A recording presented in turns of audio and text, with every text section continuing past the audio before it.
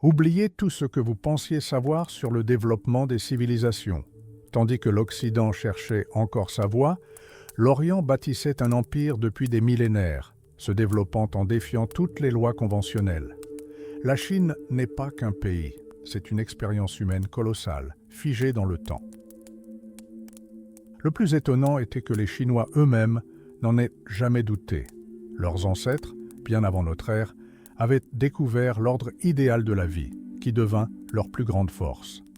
Tout a commencé avec les légendaires 5 empereurs. Il ne s'agissait pas de simples souverains, mais de sages démiurges dont la figure est auréolée de mythes. Prenons Wang Di par exemple. La légende raconte qu'il possédait d'incroyables pouvoirs divins et qu'il commença à parler couramment avant même d'avoir 3 mois.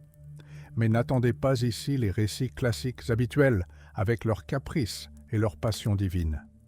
Dans la tradition chinoise, l'empereur est celui qui instaure l'ordre dans le chaos. Il ne se contente pas d'inventer la charrue ou de fondre le métal. Il harmonise les rythmes mêmes de l'univers, s'appuyant sur l'ancienne théorie des 5 éléments. Remarquez la manière inhabituelle dont le pouvoir est traité ici. Le souverain est avant tout le maître du temps. Il charge ses fidèles lieutenants de surveiller le soleil et la lune, veillant ainsi au respect du calendrier. Lorsque tout dans le monde, des esprits des montagnes aux simples paysans, est en équilibre, l'ère Taiping ou Grande Paix s'instaure. C'est un état d'harmonie absolue où le hasard n'a plus sa place. Même le déluge, dans ses chroniques, devient un problème purement technique. Quelle méthode est la plus efficace? Construire de hauts barrages ou creuser de profonds canaux? La manière dont le trône fut transmis est également frappante. À cette époque, les liens du sang n'avaient aucune importance. Le célèbre Yao exila son propre fils, le jugeant indigne, et confia le pouvoir au sage Shun, qui avait prouvé sa vertu par ses actes. Seule la volonté du ciel déterminait qui accéderait au pouvoir. Cet attachement à un idéal ancestral est si profond que même les événements modernes en Chine ne peuvent être compris sans cette clé. Se déploie sous nos yeux une histoire où le mythe se mêle harmonieusement à la politique et où d'anciens rituels deviennent le fondement du plus grand empire de l'humanité. Dans la Chine antique, les liens du sang n'avaient aucune importance. La volonté du ciel régnait en maître. C'était une loi implacable. Si un souverain perdait sa vertu, le ciel le rejetait et l'empire s'effondrait. Nous assistons à une histoire où d'anciens rituels ont fondé une grande civilisation et où les mythes ont dicté la politique. Le premier grand héros fut Yu le Grand. Il ne se contenta pas de régner. Il dompta littéralement le chaos, creusant des lits de rivières et créant un calendrier qui redonna vie à la nature. Yu était un modèle. Il s'abstint de tout pour nourrir son peuple. Il était la référence absolue. Sa voix devint l'étalon du son et son corps l'unité de mesure de la longueur. Mais le pouvoir est un don perfide. Des générations plus tard, ses descendants devinrent des tyrans. Le dernier roi de la dynastie Xia, Ji, plongea le pays dans la débauche et la cruauté. Le jour de sa chute, 2 soleils se levèrent simultanément dans le ciel, un présage funeste annonçant la révocation définitive du mandat du ciel. La dynastie Yin prit le relais. Son fondateur, Tang le Victorieux, était si clément que même les bêtes sauvages ressentaient sa vertu. Mais l'histoire est cyclique. La fin de la dynastie Yin fut encore plus sanglante. Le roi Juxin possédait une force herculéenne, capable d'abattre une bête sauvage d'une seule main, mais il gaspilla ce don dans la folie. Il inventa le supplice du chevalet rougeoyant et, dans son arrogance, décocha des flèches vers le ciel, se croyant supérieur aux dieux. Lorsque le tonnerre céleste gronda, le tyran périt dans les flammes de son palais, emportant avec lui tous ses trésors. Ainsi apparut le règne des Zhou, maître de l'équilibre entre sagesse et épée. Mais leur âge d'or ne fut pas éternel. Lorsque les rois commencèrent à amasser des richesses au lieu de les distribuer au peuple, la nature se rebella. Tremblements de terre, sécheresse et présages funestes annoncèrent la fin. Le roi Yu, aveuglé par sa passion pour la belle Baoxi, née de l'écume d'un dragon, ne vit pas les montagnes s'effondrer et les rivières s'assécher. L'unité de l'Empire s'effondra. Des hégémons entrèrent en scène, des princes ambitieux qui ne respectaient plus le roi légitime. Une ère de grande redistribution commença où chaque seigneur féodal rêvait de devenir le nouveau fils du ciel. Mais comment savoir de quel côté penchait la faveur divine? La réponse à cette question transforma la Chine en un champ de bataille, où naissait une réalité nouvelle et plus cruelle encore dans le chaos des royaumes combattants. Quand on tendit au futur hégémon une motte de terre aride au lieu de pain, il ne se mit pas en colère. Il accepta ce geste comme un symbole, la terre même de la Chine tombait entre ses mains. Tel était le prince Wen, un homme dont le destin avait des allures de thriller. Pour lui, ses fidèles compagnons firent des sacrifices inimaginables. L'un d'eux, un jour de famine, se coupa un morceau de cuisse pour nourrir son seigneur. Wen croyait que le ciel lui-même le guidait, et cette fois lui permit de maîtriser la situation.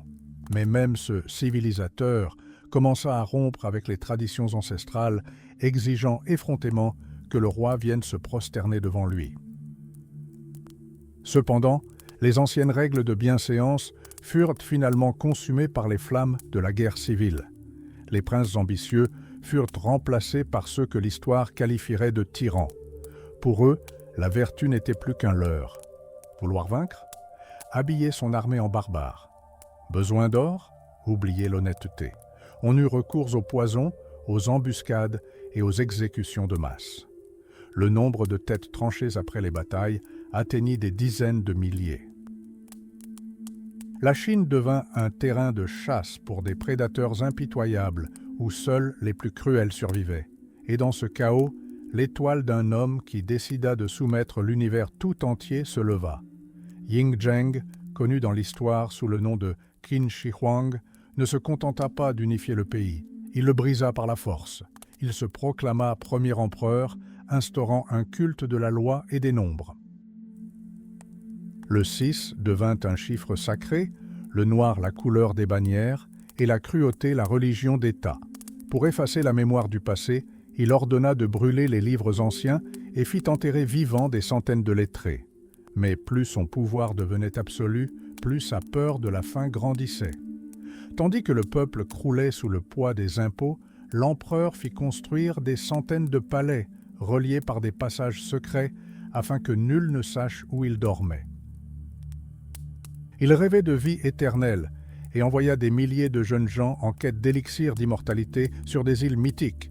Il voulait tromper le destin, mais le ciel lui avait déjà donné un signe. Une inscription funeste apparut sur une météorite. À la mort de Shi Huangdi, l'Empire s'effondrera. Le grand tyran ignorait encore que son temps était compté et que le monde qu'il avait créé était déjà au bord du gouffre. L'empereur Qin Shi Huang se croyait capable d'abattre la mort elle-même. Il rêva d'un monstre marin à visage humain, un défi qu'il releva sans hésiter. Sur le mont sacré Gifu, le tyran attendit l'apparition du poisson géant et décocha lui-même sa flèche. Sa proie fut tuée, mais son triomphe fut de courte durée. Presque aussitôt, Shi Huang tomba malade et mourut. Ironie du sort, celui qui rêvait d'immortalité fut transporté à la capitale dans une charrette remplie de poissons pourris afin de masquer l'insupportable puanteur de son corps en décomposition. Le grand souverain qui avait unifié la Chine fut réduit à l'état de putréfaction sous le couvert d'un vulgaire harengue. Ses funérailles furent l'ultime acte de folie. 700 000 condamnés creusèrent un gouffre jusqu'aux sources souterraines. Là, en contrebas, alimentés par des mécanismes secrets, coulaient éternellement des fleuves de mercure, symbolisant le Yangtze et le fleuve jaune, et la voûte était ornée de cartes stellaires. Pour éclairer le chemin vers l'oubli, des torches faites de la graisse des hommes-poissons furent allumées, conçues pour brûler pendant des siècles. Avec l'empereur, les artisans qui connaissaient les secrets des pièges et toutes ses épouses stériles furent emmurés vivants. Un monde bâti sur la peur trembla aussitôt que les lourdes portes de pierre se refermèrent. 3 ans plus tard à peine, le vaste empire Qin s'embrasa, consumé par les flammes de la rébellion. Au milieu des ruines de la tyrannie, l'étoile de Liu Bang, fondateur de la dynastie Han, brillait. Des histoires improbables circulaient sur ses origines. Sa mère aurait été possédée par un dragon au cœur d'un orage et 72 points magiques auraient brillé sur sa cuisse. Mais derrière les mythes du souverain bienveillant se cachait une froide réalité. Sa veuve, l'impératrice Lu, traita son rival d'une manière qui fit frémir même son propre fils. Elle ordonna que les bras et les jambes de la concubine favorite de son époux soient coupés, que ses yeux soient arrachés et que la malheureuse soit jetée dans une latrine, surnommée l'humaine cochon. Plus tard, les empereurs Wen et Wudi tentèrent de redorer l'image de l'État en accomplissant des sacrifices mystiques sur le mont sacré Taishan. On racontait que, durant leurs prières, une mystérieuse lumière jaune se répandait dans le ciel, signe de l'approbation céleste. Des historiens comme Sima Qian rassemblèrent minutieusement les fragments de livres ayant survécu aux incendies, reconstituant ainsi le passé.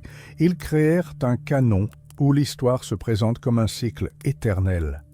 Mais derrière le faste des rituels, la même vérité demeurait. Le pouvoir dans l'Empire céleste repose sur la force de l'épée. Et derrière les grands noms se cachent des montagnes de cadavres et des rivières de mercure.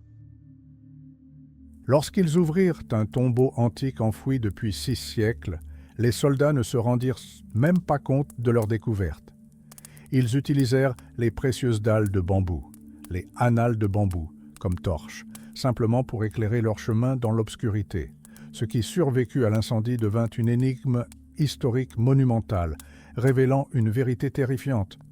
L'histoire officielle de l'Empire céleste n'est qu'un vaste système de faux nobles. Pendant des siècles, les lettrés de la cour ont remanié les chroniques, les adaptant à leurs idéaux. Là où, dans la version originale, le fils du grand Yu assassinait brutalement un rival pour le pouvoir, dans les éditions ultérieures, il se transforme soudain en un sage saint. Même les astres furent contraints de mentir. Les textes décrivent avec une précision parfaite une éclipse solaire en 2055 avant Jésus-Christ. Les calculs modernes le confirment. Elle a bel et bien eu lieu. Mais comment les anciens ont-ils pu la consigner avec autant de détails? La réponse est stupéfiante. Il s'agit très probablement de l'œuvre de mathématiciens de la dynastie Tang, qui ont édité le passé a posteriori pour conférer une autorité scientifique aux légendes antiques. Toute la chronologie de la Chine antérieure au IXe siècle avant Jésus-Christ est un épais brouillard de mythes et de danses rituelles. Les premières dynasties se ressemblent étrangement, comme si elles avaient été simplement copiées pour combler un vide historique. Mais en 1899, un événement incroyable se produisit. Dans un village ordinaire du Henan, des milliers d'os oraculaires portant les noms de ces mêmes rois fictifs furent mis au jour. Cela prouva que derrière les couches de poésie et de manipulation politique se cachait une dure réalité. Les Chinois n'ont jamais recherché de simples faits. Pour eux, l'histoire est un symbole de foi et un instrument de pouvoir. On ne peut croire aveuglément à chaque date, mais force est de constater que cette tradition a survécu contre toute attente. Elle est un organisme vivant, ayant absorbé des milliers d'années de bouleversements. Et tandis que les érudits débattent de l'authenticité des hiéroglyphes, au-delà des montagnes de cadavres et des rivières de mercure, le véritable visage d'une civilisation ancienne se révèle, ses racines plongeant dans un abîme temporel si vaste que réalité et mythe ne font plus qu'un. Oubliez tout ce que vous pensiez savoir sur les frontières clairement définies des anciens États. En Chine, la réalité a toujours été fluide et l'histoire n'est pas qu'une suite de dates, mais un symbole vivant de foi. Longtemps, les érudits ont soutenu que les ancêtres des Chinois venaient de l'ouest, traversant les rudes montagnes du Pamir. Et si leur véritable berceau se cachait dans la chaleur étouffante des tropiques d'Asie du Sud-Est. Des chercheurs ont découvert des traces de faune et de flore exotiques dans d'anciens hiéroglyphes, en totale contradiction avec les plaines du Nord. Mais un indice fondamental persiste à travers les siècles, l'élevage porcin. Le porc domestique, animal commun, est devenu le code culturel qui a uni des tribus disparates, dès le néolithique, devenant leur emblème. La linguistique ne fait qu'ajouter à la confusion. La langue chinoise n'est pas un phénomène isolé, mais fait partie d'un vaste arbre dont les branches s'étendent jusqu'au Tibet et à la Birmanie. Il ne faut cependant pas confondre langue, ethnie et culture. Les origines de ce peuple demeurent un mystère, et les réponses ne se trouvent pas dans des manuscrits poussiéreux, mais profondément enfouis sous terre, dans des strates archéologiques encore inexplorées. Durant la période féodale, un paysage bien différent du nôtre se dévoile. La Chine ancienne n'était pas un bloc monolithique, mais un archipel de petites principautés, perdues au milieu d'immenses marécages et de forêts impénétrables.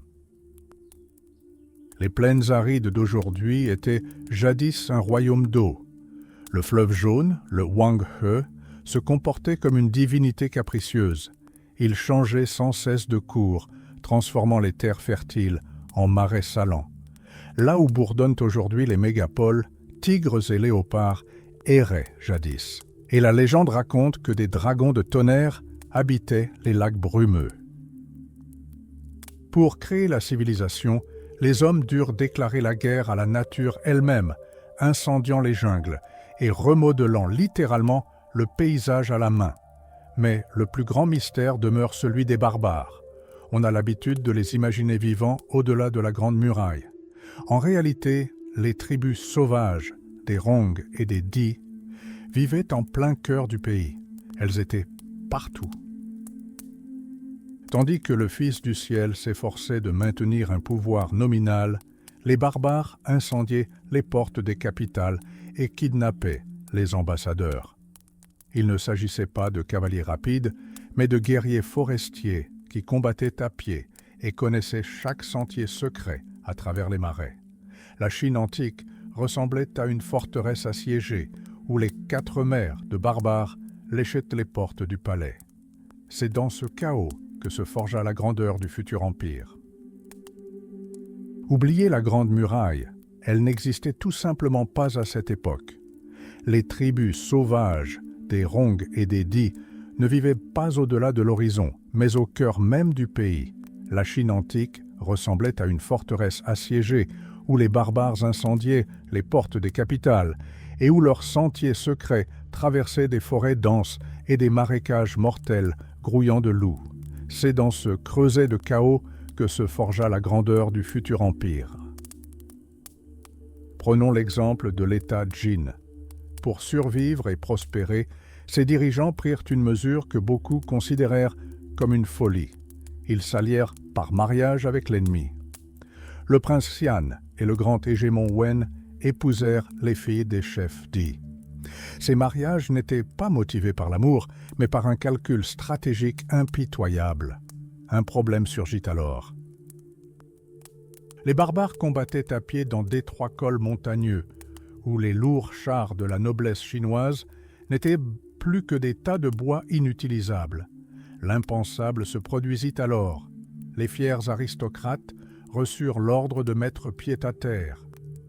La transformation tactique fut difficile, mais c'est précisément cette métamorphose de cavaliers d'élite en fantassins qui fit des Jin les maîtres des cols du Nord.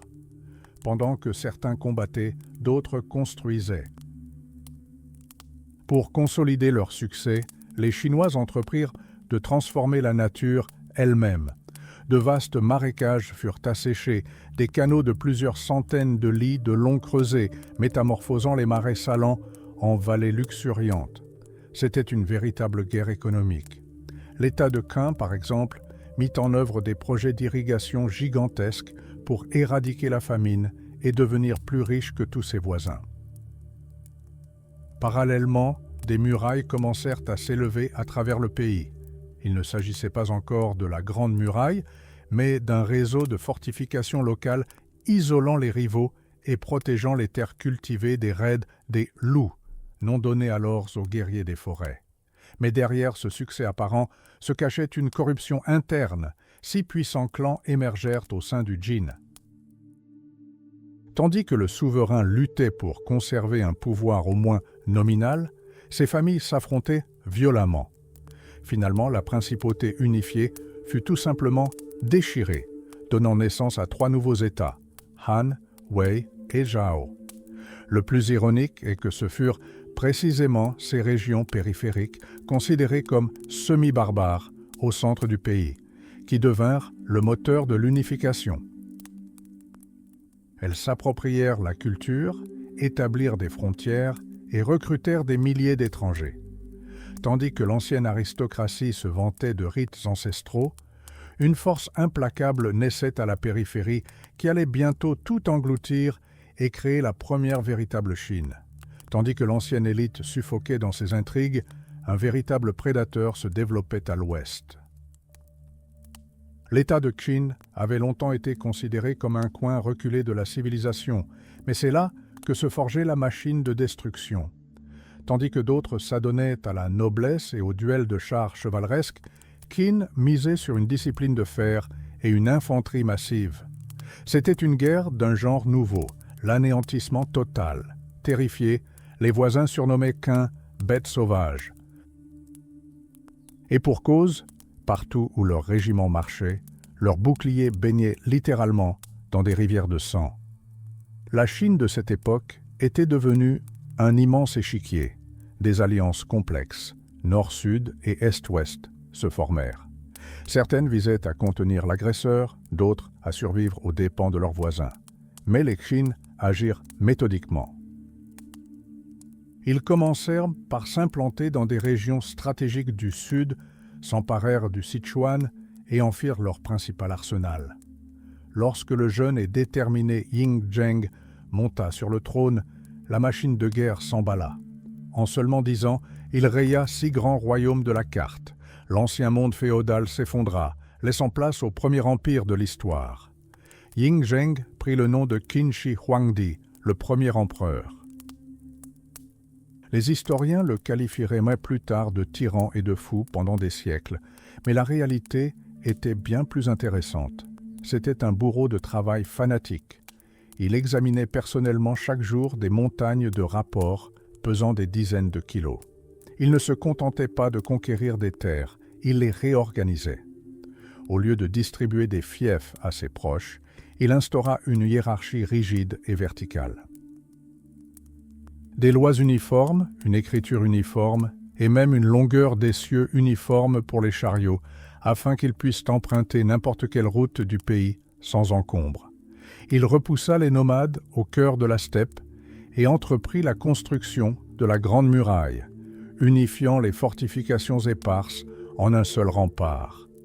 Il créa des routes de 50 pas de large, creusant littéralement les montagnes. Shi Huangdi voulait transformer les tribus disparates en un seul peuple.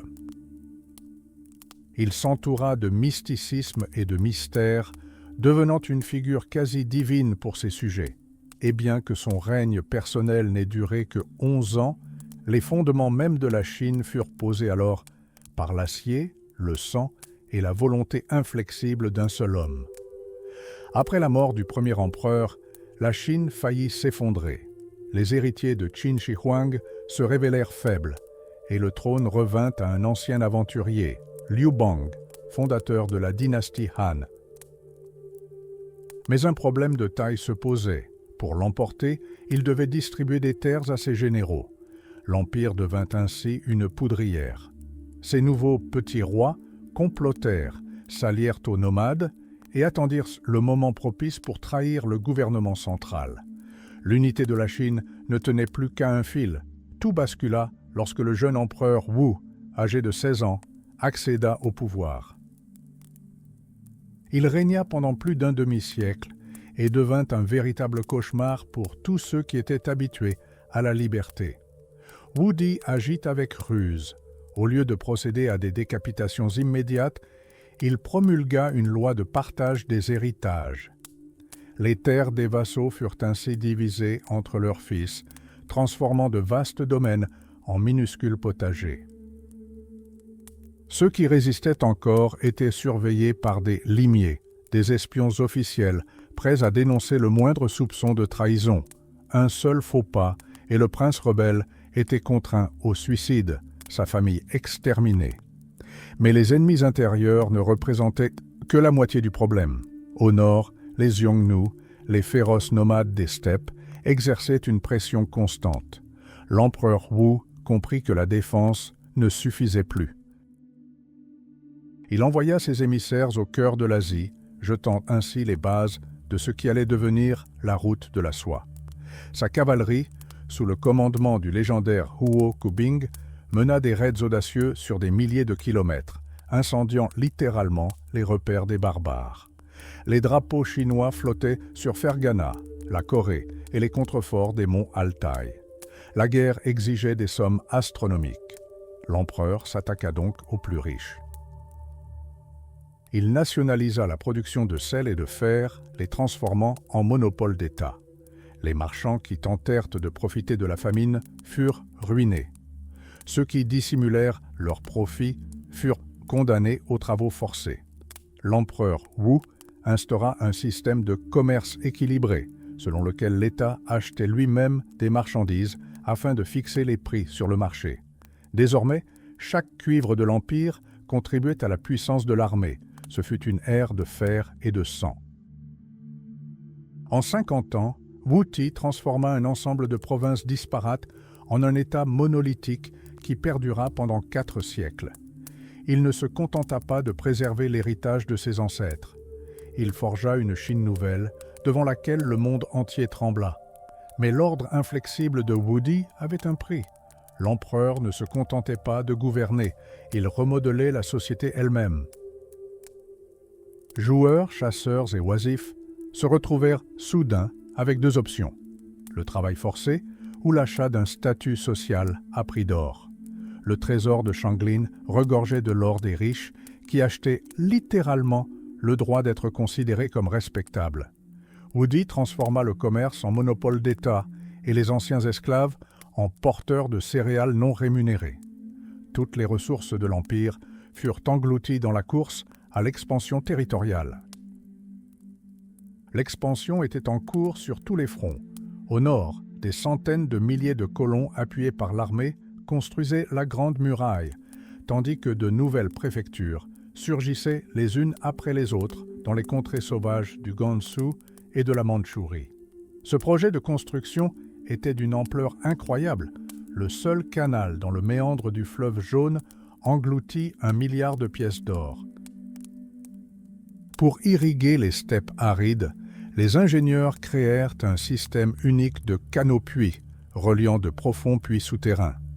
L'empereur visitait personnellement les barrages et transportait des fagots de bambou avec ses soldats lorsque le fleuve menaçait d'anéantir le fruit de leur labeur.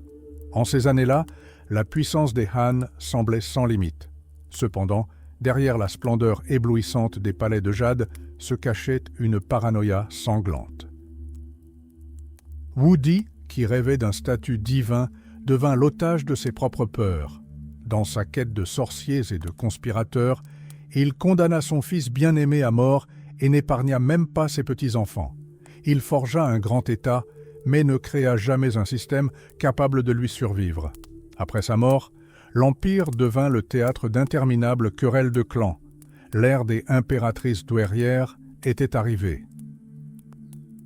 Des nourrissons étaient délibérément placés sur le trône afin que de puissants régents puissent piller le pays en toute impunité. La cour était devenue un nid de vipères, où les intrigues et les complots des eunuques décidaient du sort des provinces. Tandis que l'élite se vautrait dans le luxe, le peuple sombrait dans la misère. Les vastes domaines des riches étouffaient les paysans, les privant du moindre morceau de pain. Lorsque la révolte des turbans jaunes éclata, l'État, jadis monolithique, s'effondra. La machine grandiose, forgée de fer et de sang, finit par se bloquer, ne laissant derrière elles que des ruines et le souvenir d'une grandeur perdue.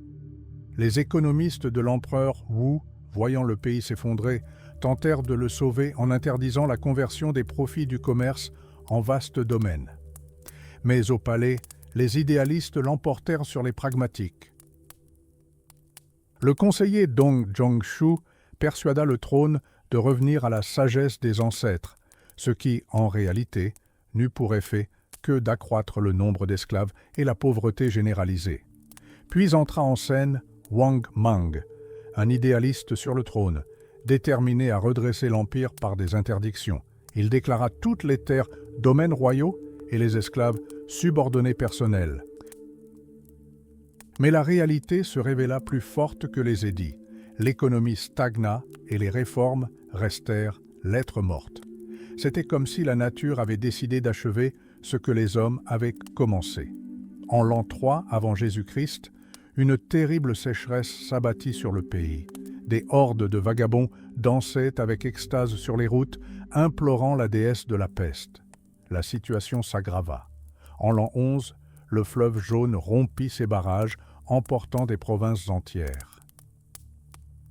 3 ans plus tard, une famine si terrible s'abattit que les chroniques rapportent des cas de cannibalisme. De ces cendres surgirent les sourcils rouges, des bandes d'hommes désespérés qui décimèrent littéralement l'armée de Wang Mang. La dynastie s'effondra et le gouvernement Han restauré fut bientôt plongé dans le sang de la révolte des turbans jaunes. La Chine fut divisée en 3 royaumes légendaires. Étonnamment, tandis que le centre se dégradait, l'histoire s'écrivait à la périphérie. Le légendaire chef militaire Ban Chao, agissant à ses risques et périls, sans soutien ni contrôle, s'empara du bassin du Tarim. Une poignée d'âmes courageuses, ne comptant que sur le prestige du mot chinois, conquirent Kashgar et Khotan, prenant le contrôle de la route de la soie. La civilisation chinoise se révéla plus résiliente que n'importe quel État. Les dynasties Sui, Tang et Song se succédèrent, mais l'idéal d'unité triompha toujours du chaos. Tout commença à une époque où l'art de la charrue n'existait pas encore et où l'on survivait en pleine nature. Les premiers agriculteurs façonnèrent littéralement la terre à partir de la nature, utilisant le feu pour défricher les pentes et l'eau pour lutter contre les mauvaises herbes. Ils croyaient en un laboureur divin et dansaient au son de tambours d'argile pour implorer une bonne récolte. C'est au sein de ces petites communautés que se forgea la volonté même qui allait plus tard transformer les tribus en une nation monolithique. Même lorsque les empereurs perdirent leur pouvoir et que les palais furent réduits en cendres, ce fondement demeura inébranlable, permettant à la Chine de renaître de ses cendres à chaque fois. Contemplez ces minuscules parcelles de terre, cernées par une végétation dense. Tandis que les premières communautés chinoises luttaient littéralement pour survivre face à la nature, au-delà des limites de leurs champs, dans les forêts épaisses et les marais, rôdaient ceux qu'ils appelaient les barbares. Ce n'est pas seulement une histoire d'agriculture, c'est le récit d'une lutte pour la survie face à une multitude d'ennemis. Pour survivre, les paysans transformèrent leurs villages en véritables bastions. C'est ainsi que naquit la caractéristique unique de la Chine, le village, régi par les lois de la cité fortifiée. Vous êtes-vous déjà demandé pourquoi les champs chinois ressemblent à des jardins soignés? Le secret réside dans le fait que leur principal outil n'était pas une lourde charrue, mais une simple houe. Sur de minuscules terrasses aménagées à flanc de collines, un jeu complexe se jouait. En haut, juste devant les maisons, vergers et mûriers fleurissaient. Juste en dessous s'étendaient les champs de chanvre, domaine des fileuses. À cette époque, un morceau de soie ou de lin valait plus que l'or car il servait de monnaie. Et tout en bas, dans les plaines humides, les hommes se battaient jusqu'à l'épuisement pour du riz et du millet. Le millet était même vénéré comme un dieu, car c'était la seule chose qui les sauvait de la famine. La vie dans ces communautés était extrêmement rude. Les gens se blottissaient dans des grottes de l'os ou de fragiles huttes d'adobe qui se fissuraient sous la chaleur et fondaient littéralement sous les pluies torrentielles. À l'intérieur, l'obscurité était permanente, avec pour seule lumière une étroite fenêtre orientée au sud. Mais même une telle hutte était considérée comme un lieu sacré. On franchissait le seuil avec une vénération quasi mystique, croyant que l'esprit du tonnerre, porteur de bonne fortune, se cachait dans le coin derrière la porte. Mais le plus frappant était le mur invisible qui séparait les hommes et les femmes. Ils vivaient dans deux mondes distincts, séparés par les tabous les plus stricts. Même la légende du tisserand et du berger, prisonniers de part et d'autre de la Voie lactée, est née de cette division. Un mariage dans la Chine ancienne ressemblait à une opération diplomatique complexe impliquant des entremetteurs et des haches rituelles. Pour fonder une famille, une jeune fille devait rompre définitivement les liens avec sa famille et partir pour un village étranger, où un labeur sans fin l'attendait sous la surveillance d'inconnus. Ainsi, par un labeur acharné et la foi dans le divin laboureur, la volonté de toute une nation s'est forgée. Ce fondement s'est avéré si inébranlable que même lorsque les palais impériaux étaient réduits en cendres, le village chinois renaissait invariablement de ses cendres, préservant le rythme ancestral de la vie dans chaque parcelle de terre. Dans la Chine ancienne, votre identité personnelle n'avait aucune importance. Seul votre nom et votre genre vous définissaient. Les liens du sang étaient considérés comme fragiles, car le sang s'érode avec le temps, mais l'appartenance à un clan était éternelle et indissociable. Dans ce système, les identités individuelles n'existaient pas. Le mot « mère » ne désignait pas la femme qui vous avait donné naissance. C'était un titre honorifique pour tout un groupe de femmes respectées de votre génération. Tous les hommes étaient vos pères, tous vos pères vos frères. Vous faisiez partie d'un organisme collectif, où même la mort d'un chef n'était pas perçue comme une perte, car sa place était immédiatement prise par le suivant, comme si de rien n'était. Mais comment ces communautés hermétiques ont-elles pu éviter de dégénérer? Le seul lien qui les unissait était le mariage, qui s'apparentait davantage à une opération diplomatique. Il ne s'agissait pas d'une histoire d'affection, mais d'un pacte entre rivaux, scellé par des otages vivants. Les familles échangeaient leurs filles et leurs fils pour créer un lien indissoluble. Une épouse, même dans une autre famille, restait une représentante de son clan, une rivale éternelle et simultanément une garante de la paix. Les époux prêtaient serment d'allégeance, reprenant les mêmes formules que les guerriers avant une bataille décisive. Dans les villages chinois, loyauté familiale et fraternité guerrière étaient indissociables. Ce mode de vie austère était bouleversé 2 fois par an par de puissantes explosions d'émotions. Au printemps et en automne, lorsque la nature se métamorphosait, les paysans s'affranchissaient des tabous ancestraux. Commençait alors le temps des grandes compétitions saisonnières. Les jeunes se rassemblaient sur les rives des fleuves, se livrant à des duels poétiques et à des combats rituels pour les fleurs. Ces moments étaient des orgies et des communions où naissait une nouvelle unité à travers le chant et la danse.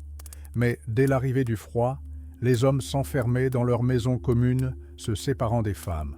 Dans ces saisons mortes, sous le givre crépitant, se forgeait une volonté d'acier et une hiérarchie inflexible, celles-là même qui permirent à la civilisation chinoise de renaître de ses cendres, même lorsque les palais impériaux furent réduits en cendres.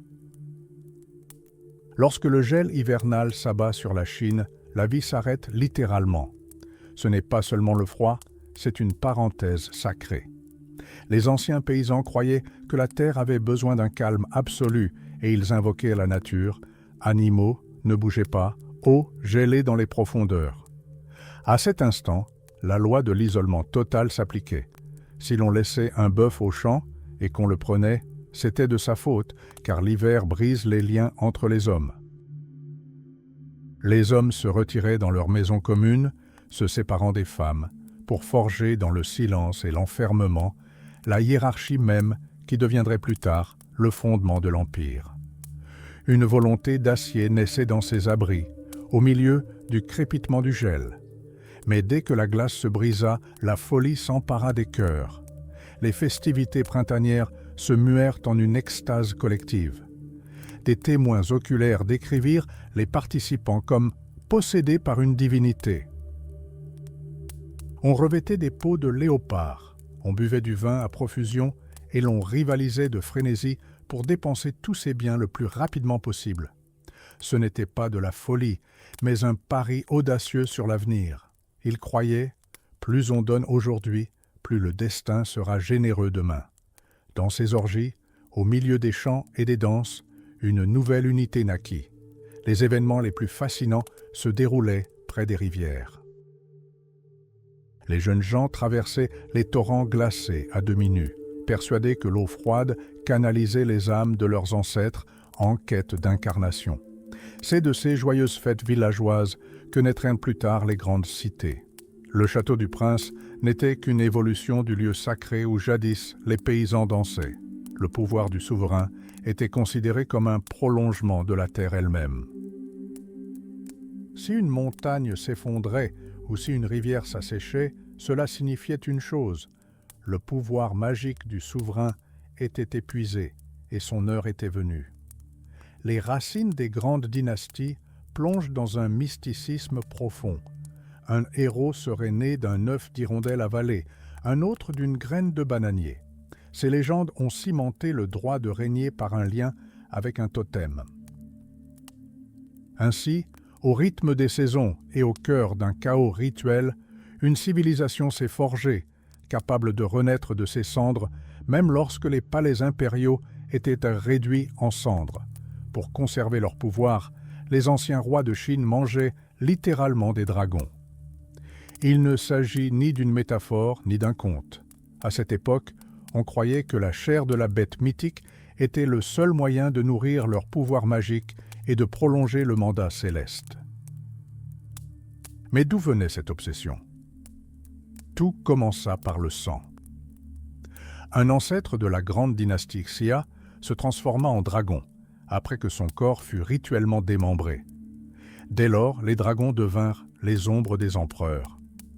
Ils apparaissaient dans les fleuves lorsque le pouvoir était à son apogée et disparaissaient lorsque la lignée déclinait.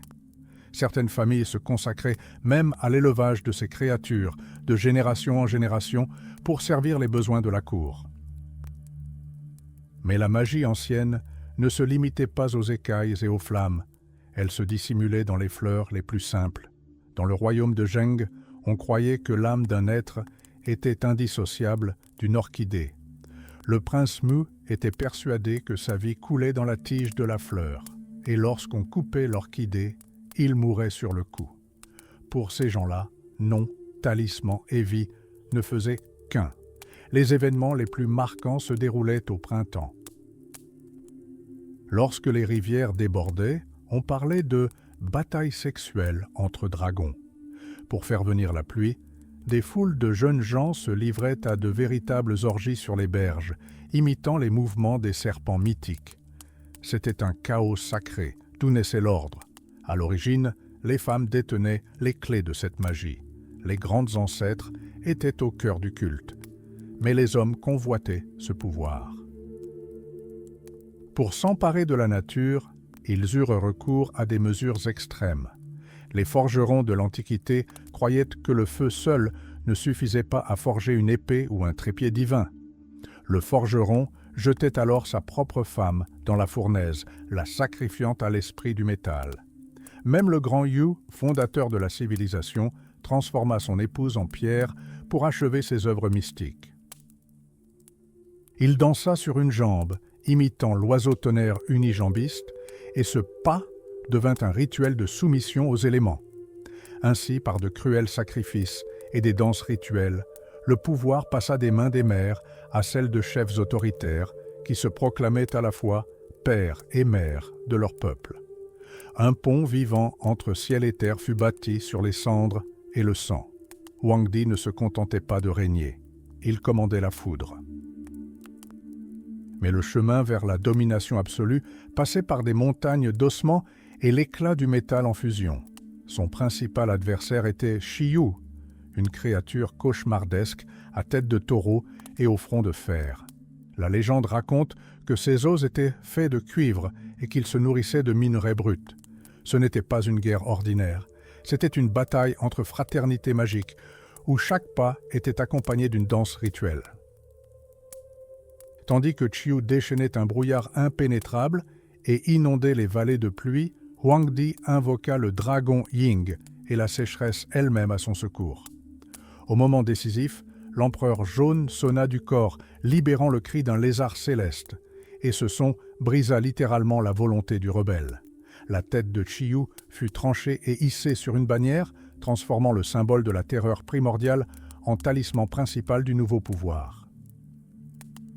En ces temps-là, le monde était gouverné par ceux qui maîtrisaient les flammes. Les forgerons n'étaient pas de simples artisans, mais une caste fermée de magiciens, gardiens des secrets de l'univers. Leur danse, où ils arboraient des masques de hibou et de taureau, dictait le lever du soleil et le calme du vent. Toute la puissance de l'Empire reposait sur des artefacts mystiques. Des épées de dragon scintillaient dans l'eau comme des éclairs, et des trépieds de bronze protégeaient l'esprit même du clan. Pour confirmer son titre de fils du ciel, le chef devait subir une terrible épreuve, la boisson de la longue nuit. Ce fut un marathon sanglant et insoutenable qui dura 12 jours. Une peau de cuir imbibée de sang humain était suspendue au centre du festin. Elle symbolisait le ciel lui-même. Le roi devait décocher une flèche dessus, simulant la foudre. Si la flèche atteignait sa cible et que le sang arrosait le souverain, cela signifiait sa renaissance divine. Mais malheur à celui dont la main tremblait. Le ciel punissait sans pitié les magiciens indignes. Leurs corps étaient réduits en cendres pendant le rituel. Ainsi, par des meurtres rituels et des concours mystiques, un nouvel ordre naquit.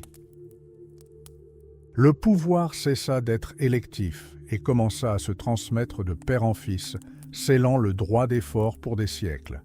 Derrière chaque trône d'or se tenait désormais non seulement la loi, mais aussi l'ombre de l'ancien forgeron dont le marteau avait forgé cette histoire sanglante. Tout ce que nous appelons civilisation est né de ces ténèbres, où la voix de l'empereur résonnait plus fort que le tonnerre. Dans la Chine antique, le pouvoir ne se transmettait pas, il se volait à la mort elle-même. Lorsque l'empereur Shun monta sur le trône, son premier acte fut d'ouvrir les 4 portes de sa capitale, non pour accueillir des hôtes, mais pour expulser la souillure. 4 monstres, dont les vertus avaient été anéanties, furent bannis aux confins de l'univers. Parmi eux se trouvait Trimiao, le démon ailé, et Gun, père du grand Yu, qui, après son exécution, se transforma en tortue à 3 pattes, ou, selon d'autres légendes, en ours. Pour réinitialiser le cours du temps et accueillir une nouvelle année, il ne suffisait pas d'une danse, mais d'un sacrifice de sang. Un officiant, vêtu d'une peau d'ours et portant un masque à 4 yeux, tournait en rond avec un bouclier et une lance, tandis que la population était cantonnée aux portes de la ville. On croyait que seul ce moyen permettait de démanteler l'ancien ordre décrépit. Même à l'époque de Confucius, on pensait que pour qu'un dirigeant accède au pouvoir, les membres d'un danseur rituel devaient être jetés hors de la ville. Ceux qui donnaient leur vie pour le changement d'air étaient appelés zhang, des exilés, laissant la place aux plus forts. Mais la bataille la plus féroce se livrait au sein même de la famille. Dans l'Antiquité, père et fils étaient considérés comme porteurs d'esprits hostiles et opposés. Si l'un était un saint, l'autre était automatiquement perçu comme un monstre. Pendant des siècles, le pouvoir a été transmis au gendre ou au neveu, reléguant le fils naturel dans l'ombre. Pour briser cet ordre matriarcal et obtenir des droits de sang, les prétendants devaient se soumettre à des rituels terrifiants. L'épreuve du cannibalisme fut le scellement final de la naissance des grandes dynasties. Envie de prouver que vous possédiez la vertu de vos ancêtres? Buvez une décoction préparée avec le corps de votre père ou de votre fils. Le fondateur de la dynastie Zhou, le roi Wen, s'y adonna sans sourciller. Gaozu, le premier empereur des Han, se prépara au même rituel face à un ennemi. Dévorer la chair d'un parent signifiait absorber son essence magique, unir les énergies du ciel et de la terre. Ainsi, le souverain devint un dompteur du chaos. Il s'aventurait dans les marais sauvages, capturait des crocodiles divins pour en faire des tambours de guerre et dévorait les démons de la sécheresse, s'emparant de leur pouvoir. Les âmes des bêtes captives rugissaient sur ses bannières et chaque coup de marteau du forgeron antique se mêlait au grondement des chants rituels. La civilisation ne naquit pas par hasard. Elle fut forgée dans le feu et la folie, là où la voix de l'empereur devait résonner plus fort que le tonnerre lui-même. En ces temps-là, le pouvoir n'était pas un simple décret. Il était magie et volonté pure. Lorsqu'un chef étendait la peau d'un crocodile divin sur un tambour de guerre, il s'appropriait la réalité elle-même. Mais comment contenir ce chaos primordial? Dans l'Antiquité, vendetta et mariage sacré étaient intimement liés, instaurant un équilibre fragile. On ne pouvait pas simplement anéantir un ennemi s'il portait le même nom de famille. Tuer un parent était considéré comme le comble de l'indécence, car les esprits des ancêtres sont liés à jamais au champ. Pour qu'une véritable civilisation puisse émerger, un souverain devait transcender la morale et désigner ceux qu'il pouvait éliminer. Les véritables lois ne furent pas forgées dans le calme des palais, mais dans les marais et les forêts sauvages où vivaient les barbares. Là, point de règle, seule la loi du plus fort régnait. Les premiers codes furent gravés sur des trépieds de bronze coulés dans les gorges des montagnes. Pour le chef, un barbare n'était pas un homme, mais une proie. Les étrangers étaient traqués comme des bêtes, et la danse triomphale du vainqueur s'achevait toujours par un festin macabre. Avant la bataille, on invoquait les dieux avec le sang, prélevé des oreilles des captifs à l'aide de couteaux à pointe évasée. En dévorant la chair d'un ennemi lors d'un festin cannibale, le chef absorbait littéralement leur pouvoir, effaçant les frontières entre les mondes. Ainsi naquit un nouvel ordre féodal. Le conflit cessa d'être une simple querelle de voisinage. Il se mua en une soif de domination absolue. Désormais, au lieu de la paix et des échanges d'épouses, les dirigeants recherchaient l'absorption totale de leurs rivaux. Mais l'arme la plus insidieuse n'était pas l'acier, mais la générosité. Dans ce monde cruel, chaque don était un piège. Accepter un don qu'on ne peut rembourser avec intérêt, c'est accepter volontairement le joug. Considérez comment le clan Tian s'est emparé d'un État entier en contournant le système de la dette. Ils ont distribué des quantités colossales de céréales au peuple et n'ont exigé qu'une infime partie en retour. Il ne s'agissait pas de générosité, mais d'une stratégie d'asservissement total. Leurs greniers regorgeaient de richesses et leur harem était ouvert aux serviteurs fidèles pour engendrer de nouveaux vassaux. Celui qui donne le plus, celui qui est prêt à risquer toute sa fortune, finit par s'emparer de l'âme même du peuple.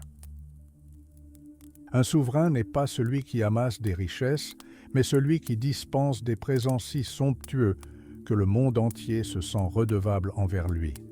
Ainsi s'est forgée une hiérarchie de prestige, où chaque geste, chaque coup porté, déterminait qui deviendrait un dieu et qui ne serait qu'une ombre dans sa suite. Dans un monde où chaque geste d'un dirigeant est un investissement dans la loyauté d'autrui, l'édifice même du pouvoir est devenu un théâtre sacré. Les bannières familiales d'antan, qui unissaient jadis les égaux, sont devenues de froids symboles de rang et d'honneur. La société a cessé de rechercher un équilibre des pouvoirs. Elle aspire à la concentration ultime de la puissance. Ainsi naquit la cité souveraine. Dans l'Antiquité, le prince n'était que le premier des laboureurs. Il s'aventurait lui-même dans les champs sous un soleil de plomb, invoquant les esprits du feu et de la moisson. Son pouvoir reposait sur les rythmes mystiques des saisons et des taureaux sacrificiels, noirs pour l'eau et rouges pour la flamme. Mais derrière cette façade pastorale se cachaient de sombres ombres. Le grand forestier, chef de la chasse royale, ne se contentait pas de traquer le gibier. Il s'assurait du dernier souffle des souverains défunts, de peur que leurs âmes ne se transforment en bêtes sauvages. Cet homme bénéficiait de privilèges terribles et sanglants.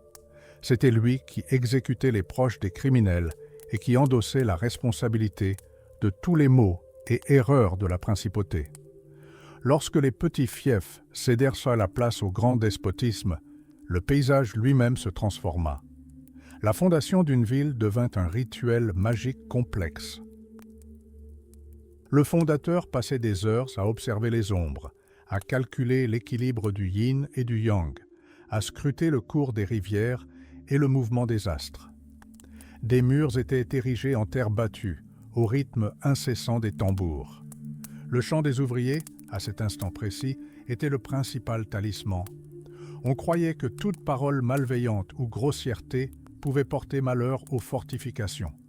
Le lieu le plus sacré et le plus dangereux étaient les portes de la ville. Pour les rendre magiquement impénétrables, les têtes tranchées des ennemis vaincus y étaient enterrées. Des trophées et des crânes de traîtres étaient exposés sur les tours et les cadavres des captifs pendaient aux murs. La ville respirait littéralement cette cruelle sainteté. En son cœur même, entre l'autel de la terre et le temple des ancêtres, se jouait le destin des nations. L'autel était toujours carré, à l'image de la terre elle-même, et le prince recevait de son suzerain une poignée de terre colorée, symbole de son droit inviolable à la vie et à la mort. À l'intérieur de ces murs, même l'orientation des fenêtres déterminait le sort éternel de chacun, car le palais du souverain était toujours orienté plein sud, imposant sa volonté au monde entier. Dans la Chine ancienne, l'architecture n'était pas un art, mais un instrument de domination. Le palais du souverain était toujours orienté plein sud, et ce n'était pas un hasard. Le pouvoir s'exerçait littéralement à l'horizon. La salle de réception, surélevée au-dessus de la cour, devenait le théâtre d'un spectacle de soumission absolue. Le maître de maison recevait ses invités face au soleil, tandis que le vassal, figé au pied de l'escalier, était contraint de se tourner vers le nord dans une posture de soumission. Même dans la plus humble demeure, le chef de famille était considéré comme le maître, jusqu'à ce qu'il franchisse le seuil de la maison du souverain. Mais derrière ces cérémonies se cachait une force terrifiante. Le prince ne se contentait pas de régner. Il était le centre mystique de son domaine. Sa santé déterminait directement la récolte du millet et la fertilité de son bétail. Dans l'Antiquité, on appelait cela le Dao De, un pouvoir spécial transmis du souverain à ses sujets comme une contagion sacrée. Si les pensées du prince étaient pures et sincères, ses chevaux galopaient plus vite que le vent. Mais si son esprit faiblissait, les sources se tarissaient et les étoiles commençaient à tomber du ciel. Il était prisonnier de son statut. Au printemps, il était le premier à labourer la terre et en cas de défaite, il était contraint de boire de la bile pour redonner courage à ses guerriers. Le souverain dévorait littéralement les saisons pour maintenir l'équilibre. Au printemps, il mangeait de l'agneau pour puiser l'énergie de l'Est et en hiver, il optait pour le porc, s'imprégnant de la puissance du Nord. Une erreur dans le menu rituel pouvait être fatale. On connaît l'histoire du prince Jin, qui rompit l'harmonie en décidant d'exterminer un clan entier. Au moment de goûter au pain de la nouvelle récolte, son corps ne put le supporter. Il mourut sur le coup sans même y avoir touché. Même la mort hantait le prince. Contrairement aux roturiers, dont l'âme se fondait dans la terre après leur dernier souffle, celle du chef était trop dense et pesante. Imprégnée d'essence et de mets exquis, elle se transforma en un puissant esprit ancestral. Pendant des siècles, cet esprit demeura dans le temple, exigeant des sacrifices et une implication dans les affaires des vivants. Et ce n'est qu'après de nombreuses générations, lorsque le nom du prince s'effaça enfin des mémoires, que son âme rejoignit les rangs des forces impersonnelles, devenant partie intégrante de la terre même qu'il avait jadis gouvernée. Quand un être humain rend son dernier souffle, son âme se dissout en poussière sans laisser de traces. Mais pour un souverain, il en va autrement. Son âme, trop dense et pesante, imprégnée de l'énergie du pouvoir, se métamorphose en un puissant esprit ancestral. Avec le temps, cet esprit fusionne avec la terre elle-même, devenant une force immatérielle du sol. Il devient alors le grand ancêtre, un héros mythique qui dompta jadis les eaux et le feu. Ses héritiers croient qu'une énergie mystique particulière, le Deux, coule dans les veines du dirigeant. Elle est si puissante et contagieuse que le souverain est contraint de vivre dans un état de quarantaine éternelle et éblouissante. Les vassaux l'entourent comme un rempart vivant, protégeant le monde de l'aura destructrice de leur maître. Nul ne peut s'adresser à lui directement, seuls ceux qui se tiennent au pied du trône le peuvent. Le simple fait de le regarder est un risque mortel. Lever les yeux au-dessus du menton du prince est considéré comme insolent, baisser les yeux au-dessous de sa taille comme un signe de tristesse. Les serviteurs sont tenus de se laver les mains 5 fois par jour et de retenir leur souffle, de peur de souiller la pureté sacrée du souverain. Le prince lui-même est prisonnier de son rang. Il n'a pas le droit à la plaisanterie ni au jeu. Chacun de ces mots, même un simple « oui », change le destin d'États entiers. Ses pas sont mesurés au centimètre près, tandis que les serviteurs s'agitent comme des oiseaux en sa présence. Le prince, condamné par son prestige à une immobilité éternelle, est contraint de conserver une dignité quasi divine. Même la guerre, pour une telle noblesse, n'est pas un simple massacre, mais un rituel sacré complexe. Un recensement est perçu comme un acte sinistre, car contraindre les gens à combattre revient à défier le destin. Avant une campagne, les armes sont retirées des arsenaux avec appréhension, car elles renferment une force dangereuse, capable d'anéantir leurs propriétaires. Tandis que l'infanterie suffoque sous le poids de son équipement, les aristocrates s'avancent sur le champ de bataille, dans des chars ornés de lacs et d'ivoire. Il ne s'agit pas d'une simple bataille, mais d'un duel de prestige. Des ennemis qui se connaissent personnellement peuvent échanger des cruches de vin dans le feu de l'action ou céder le passage à celui qui paie une rançon honorable. Ici, le plus grand exploit n'est pas de tuer l'ennemi, mais de le surpasser en noblesse.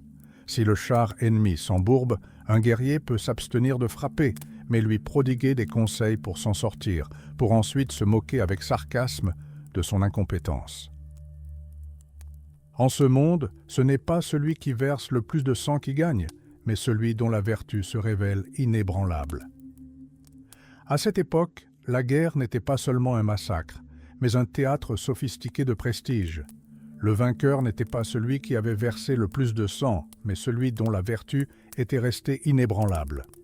Voici un exemple. Un commandant interdit à ses fils de se retourner pour regarder un ennemi fuir. Pourquoi ? Parce qu'être témoin de la honte d'autrui est humiliant. Lorsque les fils se retournèrent enfin et crièrent le nom du fugitif, le père entra dans une rage folle. Il désigna simplement un arbre et dit « Vos cadavres resteront ici ». Le lendemain matin, c'est exactement ce qui arriva. L'ennemi les tua et les attacha à cet endroit précis. L'honneur, en ce monde, valait plus que la vie. La bataille est un étrange mélange de noblesse et du plus maléfique des enchantements. Les guerriers en char cherchent moins à tuer qu'à s'affirmer en humiliant leur père. C'est l'occasion de prouver la noblesse de leur lignée et de leur prince. Mais cette médaille a aussi son revers. Avant une campagne, le commandant devient littéralement un mort-vivant. Il accomplit un rituel macabre. Il se coupe les ongles des mains et des pieds, revêt une robe funéraire et quitte la ville par la porte nord, comme on transporte les morts au cimetière.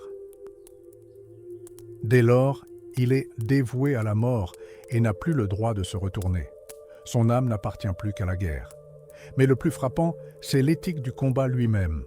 Le prince Xiang de Song attendit un jour que l'armée ennemie traverse une rivière et se déploie pleinement pour la bataille.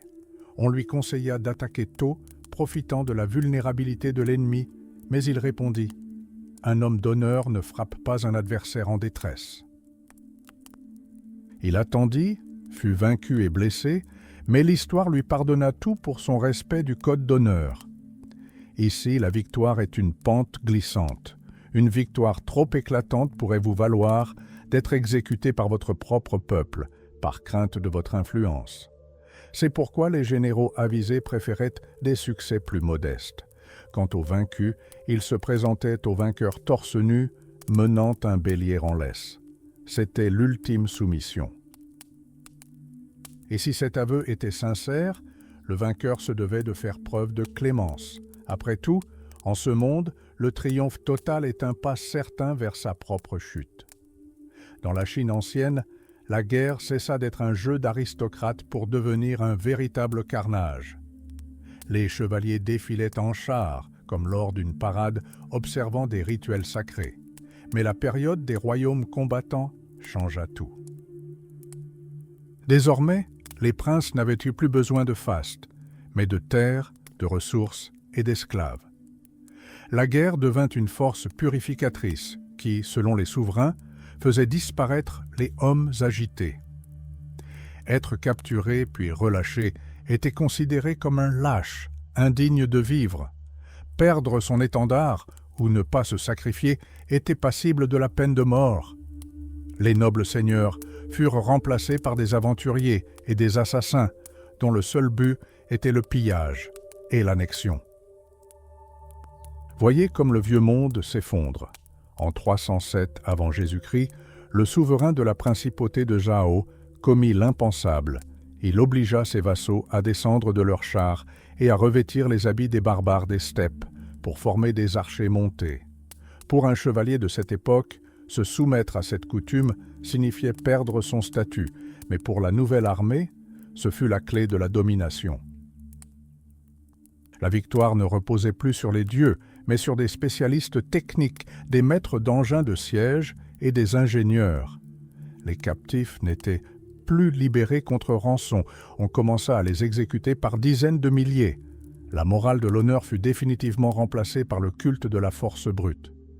Mais le plus étonnant se produisit à la cour. Là, la guerre continuait, mais désormais comme un spectacle grandiose. Dans ce monde, les vêtements n'étaient pas qu'un simple tissu, ils représentaient littéralement l'âme. Se présenter au prince négligé revenait à admettre son manque de profondeur. Chaque détail, de la couleur de la robe au tintement des bijoux à la ceinture, devait obéir à un rythme strict. Même le tir à l'arc était devenu un ballet rituel mis en musique. Peu importait la précision si les mouvements n'étaient pas synchronisés avec le rythme du tambour. Si la flèche volait hors rythme, c'était la défaite, même en atteignant le cœur de la cible. Dans cette société, l'étiquette était un rempart contre le chaos.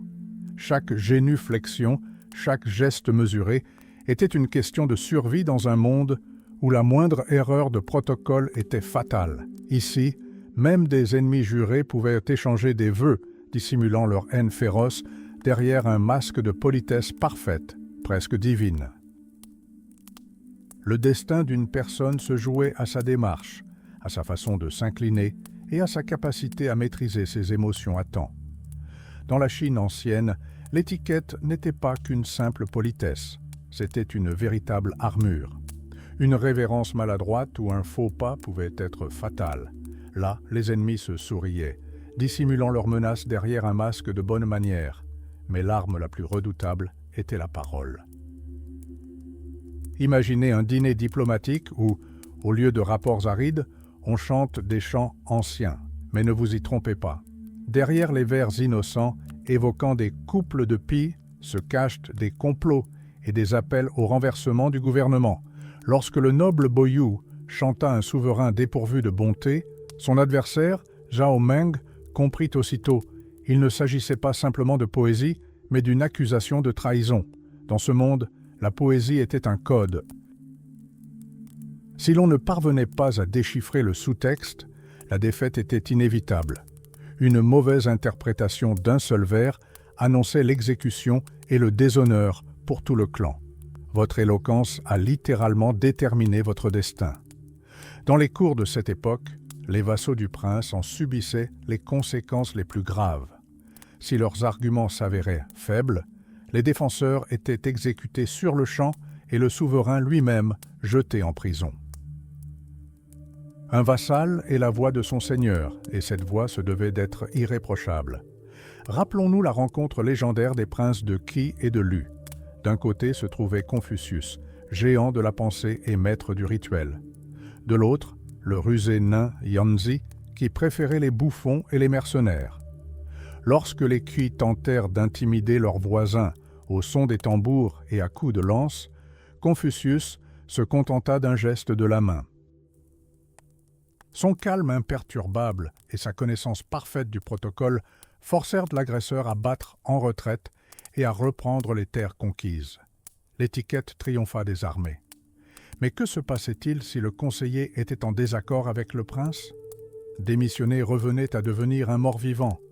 L'exilé cessa de se couper les ongles, n'osa plus toucher sa femme et porta le deuil.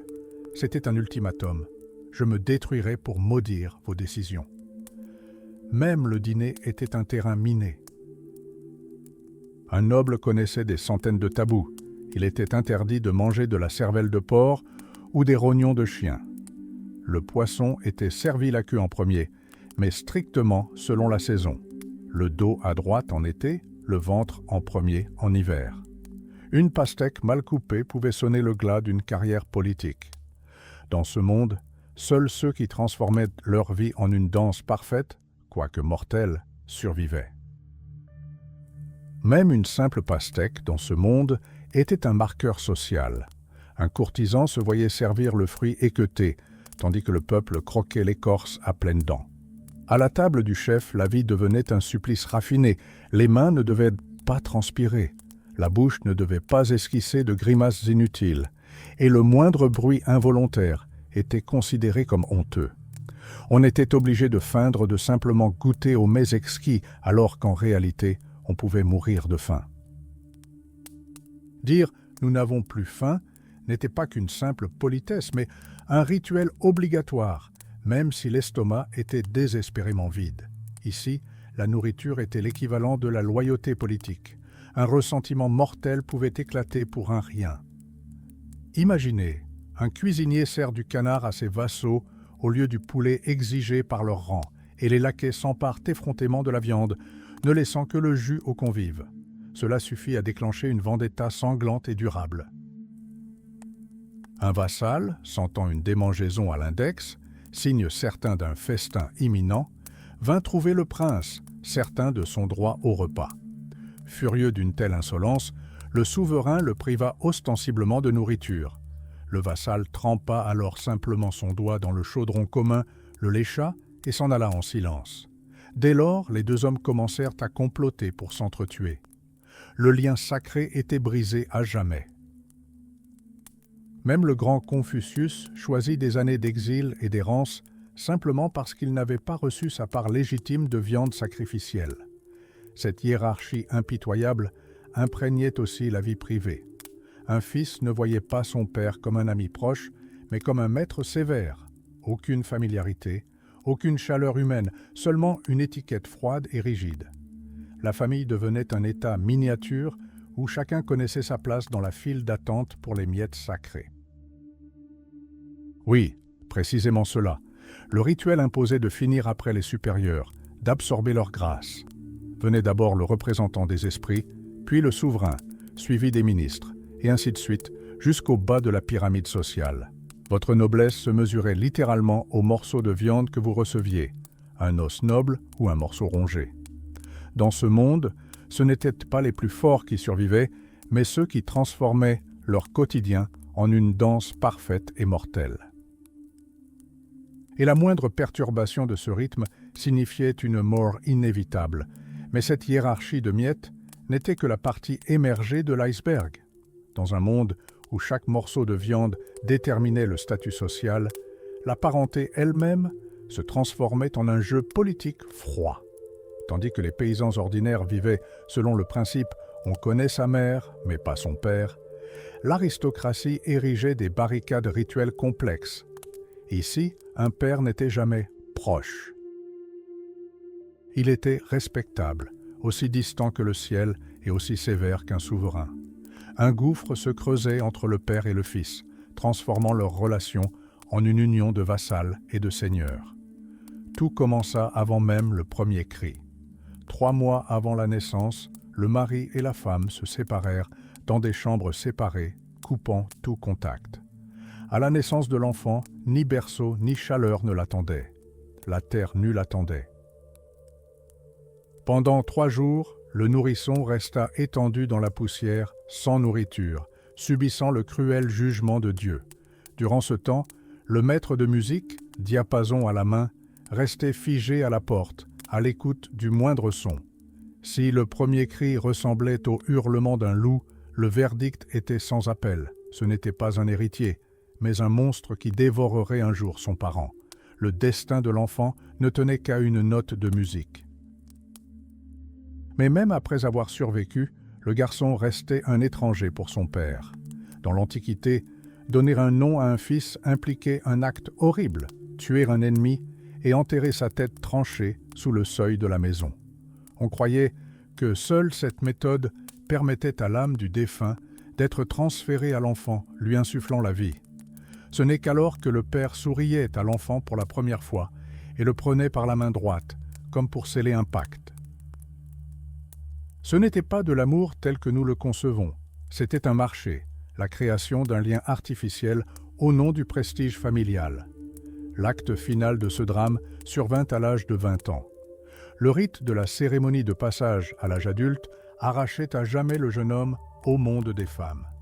Il s'approcha de la porte entr'ouverte et, à travers l'entrebâillement, prononça les dernières paroles de sa mère. Dès cet instant, il ne lui appartenait plus.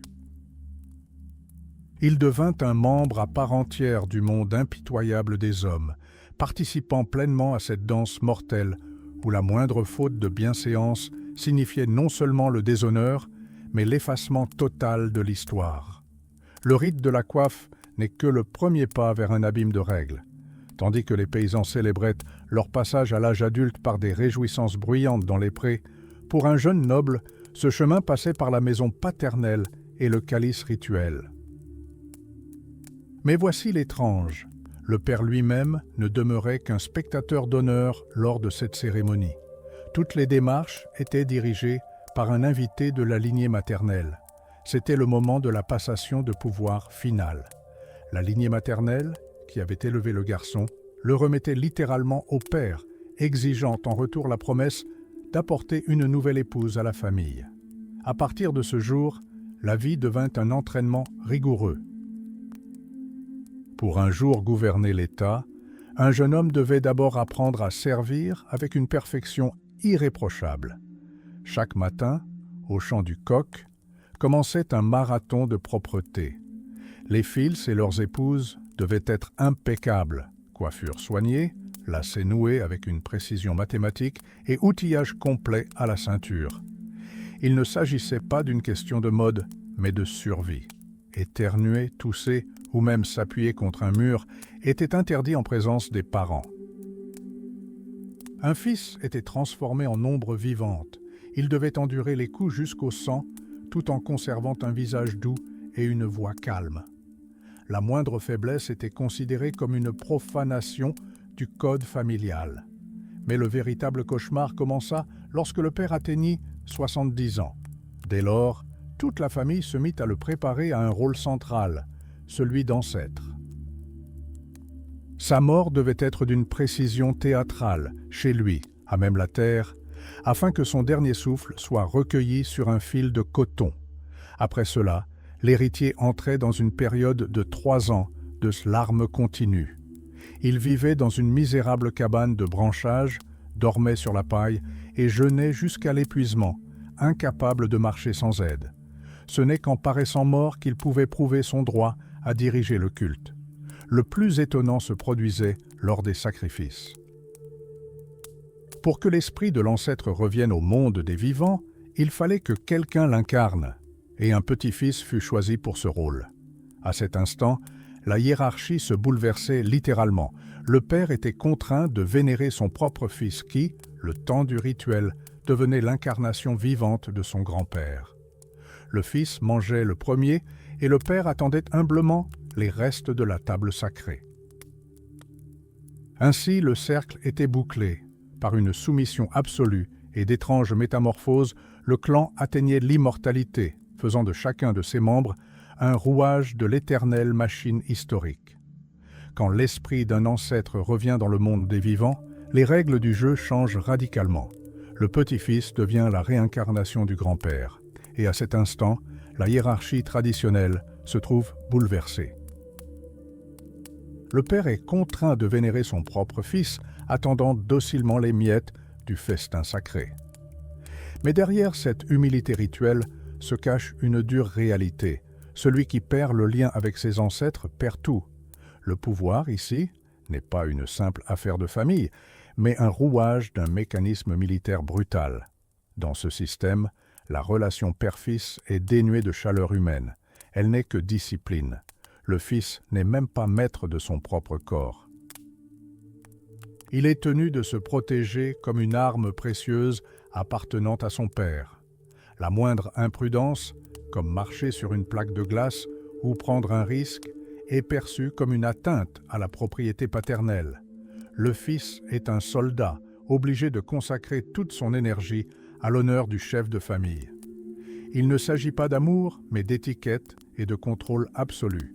Mais les événements les plus horribles commencèrent lorsque deux générations rivales s'affrontèrent. Derrière le masque des rituels, des drames sanglants se déroulaient. L'histoire du prince Xuan illustre de façon frappante jusqu'où pouvait mener la soif de pouvoir. Non seulement il prit la femme de son propre fils, mais il ordonna également son assassinat afin de transmettre l'héritage à l'enfant issu de cette union. Dans une telle lutte pour la survie de la famille, le fils aîné devenait souvent un enjeu, voire une victime sacrificielle sur l'autel des ambitions de son père. Dans ce monde, les femmes servaient de pont diplomatique vivant. Dès leur plus jeune âge, les filles apprenaient l'art de la soumission.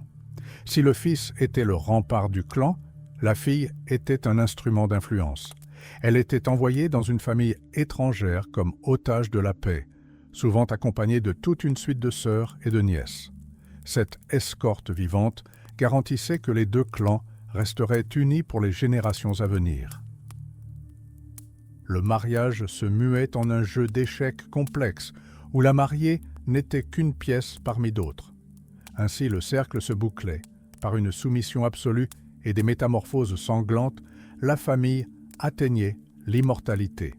Chaque participante à ce drame devenait un rouage de l'éternelle machine historique où les sentiments personnels s'effaçaient face à la répétition sans fin du rituel. Oubliez le romantisme. Dans ce monde, le mariage n'est pas l'union de deux cœurs, mais un jeu d'échecs impitoyable où la femme devient otage des intérêts de son clan.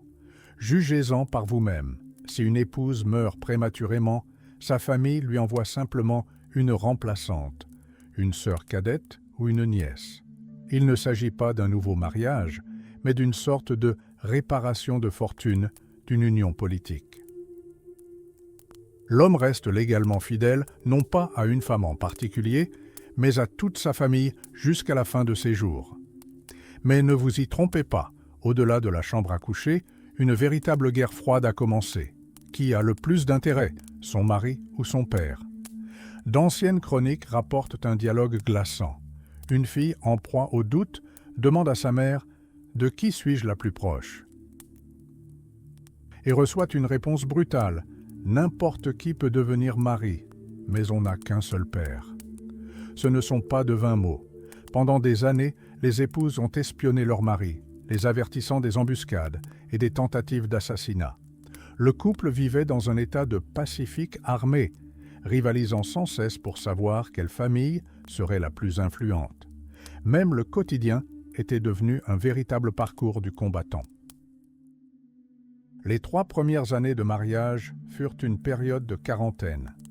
Les époux ne pouvaient toucher aux affaires de l'autre.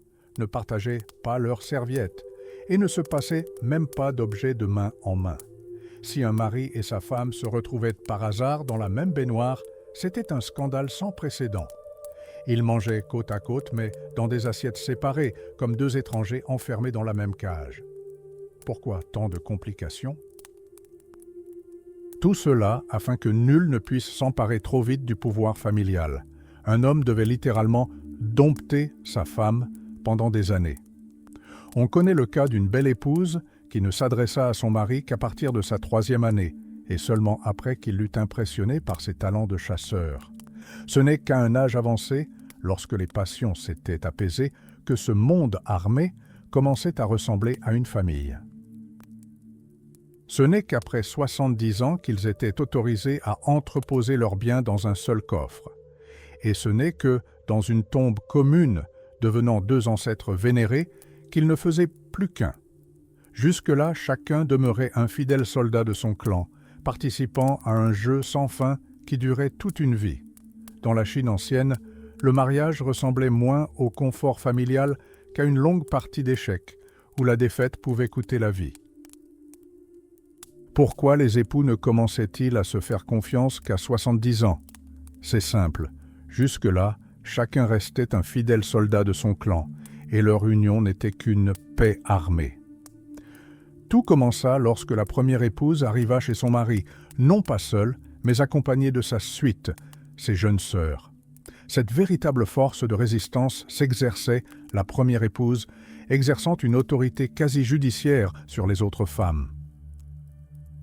Au fil du temps, les hommes tentèrent de modifier cet ordre à leur avantage, se transformant en maîtres inflexibles, mais la femme ne céda jamais. Elle puisait sa force dans son statut de belle-fille pieuse, accomplissant d'étranges rituels. Par exemple, elle finissait ostensiblement les restes de sa belle-mère, affirmant ainsi son autorité, mais refusait catégoriquement de toucher à ceux de son beau-père, défendant ses limites face à ses prétentions. Voici un détail effrayant. À cette époque, la maternité n'avait rien à voir avec la biologie. C'était un statut légal. Si un mari répudiait sa première épouse, celle-ci cessait instantanément d'être la mère de son fils. La parenté ne reposait pas sur les liens du sang, mais sur la volonté du chef de famille. Un fils pouvait même ignorer l'existence de sa véritable mère, la croyant celle que son père avait désignée. Les femmes, quant à elles, utilisaient les enfants comme un instrument d'influence. Pour préserver le prestige de son clan, une mère pouvait aisément confier l'éducation d'un héritier à une servante si elle était favorisée par le prince. Il s'agissait d'une lutte froide pour la survie du groupe et non d'une question d'affection personnelle. Mais le véritable triomphe survenait lorsqu'une femme devenait douairière. À cet instant, son autorité devenait absolue. Elle contrôlait la vie privée de son fils, choisissait ses favoris et pouvait éliminer tout petit-fils qui se comportait mal. Tandis que les hommes gérèrent les terres, les femmes, dans le calme de leurs appartements, amassaient perles, jade et bijoux, un capital mobile pour la corruption et les intrigues. Même enfermées dans les profondeurs de la maison, gardées par des eunuques, ces dames dictaient leurs lois. Leur beauté, célébrée par les poètes, était leur armure. Peau blanche, sourcils fins comme des antennes de verre à soie, démarche majestueuse. Derrière cette façade se cachait une volonté de faire et un sens aigu du calcul. Dans ce monde de conflits éternels, seule une tombe commune unissait enfin les époux. Jusque-là, chacun n'avait fait que jouer son rôle dans un jeu sans fin qui durait toute une vie. Tandis que les dames ourdissaient des intrigues dans le silence de leurs appartements, une figure les dominait, dont la vie était un jeu encore plus complexe. Après l'ère sanglante de Qin Shi Huang, qualifié de tyran pour son goût des exécutions et ses lois impitoyables, la nouvelle dynastie Han décida de changer de tactique. Elle se proclama restauratrice de l'Antiquité, héritière bienveillante des sages. Mais ce n'était qu'une façade. En réalité, les souverains Han n'avaient aucune intention de renoncer au pouvoir. Ils se contentèrent d'envelopper leur poigne de fer dans le voile des rituels sacrés. L'empereur devint le fils du ciel. Il cessa d'être un simple dirigeant, devenant un lien vivant entre les mondes. Lui seul avait le droit de dicter le temps à tout le pays, au sens propre. Si le calendrier était déréglé, c'était considéré comme une catastrophe cosmique. Pour maintenir l'ordre, le souverain parcourait les salles de la maison du calendrier, reproduisant les mouvements du soleil, et traçait lui-même le premier sillon dans le champ, réveillant la terre endormie. Chacun de ces gestes était régi par un rituel. Cependant, ce duo divin avait toujours un revers. Si l'empereur était le soleil, son épouse était la lune, gardienne de la fertilité de la terre. Derrière cette union se cachait non seulement du mysticisme, mais aussi une lutte acharnée pour le pouvoir. Afin de priver les impératrices de leur pouvoir sacré, de grands souverains comme Wu Ti eurent recours à la ruse. Ils se mirent eux-mêmes à accomplir des rituels féminins en l'honneur de la terre-mère, cherchant ainsi à contrôler tous les rouages du pouvoir et à empêcher les femmes de toute manœuvre politique. L'apogée de ce jeu était constitué par les mystérieux sacrifices Feng et Shan sur le mont sacré Taishan. Là, dans les nuages, l'empereur consolidait son droit à régner sur le monde et expiait les conséquences de ses victoires sanglantes. Il devenait l'homme unique, portant le fardeau de toute la nation. C'était une cage dorée. L'empereur possédait une majesté absolue, mais en échange, il devenait l'otage de la tradition.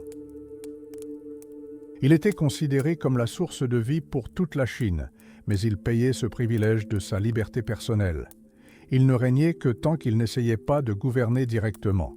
Dans ce système, la majesté suprême signifiait une immobilité totale, transformant le Dieu vivant en l'ultime trophée dans la lutte sans fin entre les clans de la cour. Être considéré comme un Dieu vivant dans la Chine ancienne n'était pas seulement un luxe, mais aussi un piège mortel. Le plus grand danger pour l'empereur ne résidait pas dans les raids nomades, mais dans ses propres victoires. Dès qu'un commandant s'emparait d'un pouvoir réel, il devenait une menace capable d'éclipser le trône. L'histoire de la dynastie Han devint un thriller politique sans fin. Les seigneurs de guerre, souvent apparentés aux impératrices, exerçaient une influence considérable au palais. Pour survivre et conserver la couronne, la famille régnante était contrainte de sacrifier régulièrement ses plus grands héros. Mais comment conserver le pouvoir quand la tradition exige de soi l'humble fils du ciel? L'empereur Wen choisit la voie de la modestie rituelle, mais le prix à payer fut lourd. Les seigneurs féodaux se rebellèrent aussitôt et les frontières de l'empire s'embrasèrent. Cette douceur fut remplacée par des souverains d'un tout autre genre, les tyrans obsessionnels de la période des royaumes combattants. Ils ne se souciaient ni de l'étiquette ni des rites ancestraux. Seules les mines, le sel et l'or tangible, extraits dans le sang, comptaient à leurs yeux. Qin Shi Huangdi porta le concept de pouvoir absolu à une perfection terrifiante. Il transforma sa vie en un code mystique. Pour éviter d'être la cible de conspirateurs, il devint littéralement invisible. Son palais était une réplique exacte de l'univers, avec des centaines de pièces, et révéler son emplacement secret signifiait une mort immédiate. Il ne se considérait plus comme un simple homme. Il était devenu l'être véritable, presque un fantôme, prenant ses décisions dans le silence de mort de ses appartements scellés. Son successeur, l'empereur Wudi, alla encore plus loin. Il fit ériger des tours s'élevant jusqu'aux nuages, où des idoles de bronze recueillaient pour lui la rosée céleste la plus pure. Il s'entoura de magiciens et d'alchimistes qui lui promettaient le secret de l'immortalité. Wudi recherchait le légendaire champignon d'immortalité et n'hésitait pas à envoyer ses serviteurs favoris à l'échafaud si le miracle tardait à se produire. Tel était le grand paradoxe de l'autocratie chinoise. Pour exercer un pouvoir illimité, le souverain devait se fondre totalement dans l'univers. Il gouvernait sans s'immiscer dans les affaires insignifiantes et commandait sans élever la voix. L'empire tout entier se transformait en un mécanisme colossal gravitant autour d'un unique point fixe, l'homme devenu à la fois loi et destin. L'empereur chinois était bien plus qu'un simple souverain. Il était un diapason vivant, un instrument au service de l'univers tout entier. À cette époque, on croyait que si une sécheresse frappait une province ou si le soleil s'éteignait subitement, un seul homme en était responsable. Sa vertu personnelle était considérée comme le moteur des astres. Mais derrière cette façade divine se cachait un mécanisme de gouvernement pragmatique et parfois d'une audace incroyable. Le plus étonnant est que, dans ce système, même le ciel n'avait qu'un rôle subalterne. La majesté impériale primait sur les dieux. Si une catastrophe naturelle survenait, elle n'était perçue que comme un léger reproche, venu d'en haut, mais tant que le souverain respectait les rituels, l'ordre cosmique demeurait inébranlable. Cependant, un tel pouvoir imposait une terrible responsabilité. L'empereur se devait d'être parfait, car il était le seul responsable du bonheur de millions de sujets. À un moment donné, un bouleversement majeur s'est produit dans la société. Les vieux aristocrates, qui s'étaient vantés de leur lignée pendant des siècles, ont tout simplement disparu, anéantis par les flammes de guerre sans fin. À leur place sont apparus ceux qui, auparavant, n'auraient même pas été admis au palais. L'ère des nouveaux hommes était arrivée. Le porcher d'hier est soudainement devenu conseiller principal et un ancien esclave gardant des moutons, un commandant en chef légendaire. L'Empire n'avait plus besoin de récits d'ancêtres. Il avait besoin de talent et, plus important encore, de sommes colossales. La richesse devint le nouveau critère de dignité. La capitale grandiose se transforma en une gigantesque cage dorée, où l'empereur relogua de force 120 000 des familles les plus influentes du pays. C'était une manœuvre brillante et astucieuse, rassembler tous les rebelles potentiels en un seul lieu et les contraindre à rivaliser dans un luxe effréné. Tandis que la noblesse dépensait des fortunes en soie fine et en or filigrané, l'empereur construisait des routes et des canaux, reliant les territoires disparates en un seul bloc monolithique. La cour devint un spectacle technologique sans fin. Dans de vastes salles, des machines simulaient le tonnerre et les éclairs, tandis que des acrobates et des cracheurs de feu divertissaient des foules venues du monde entier. Mais derrière cette splendeur se cachait une logique implacable, transformer le pouvoir en une religion incontestable. L'empereur cessa d'être un simple tyran. Il devint le maître suprême de la nation, gouvernant non par les exécutions, mais par la culture et la séduction. Ainsi se forgèrent les fondements d'une civilisation où l'ordre reposait sur le fil ténu entre vénération mystique et calcul froid. Derrière ce faste se cachait un vaste mécanisme de remodelage des destins humains.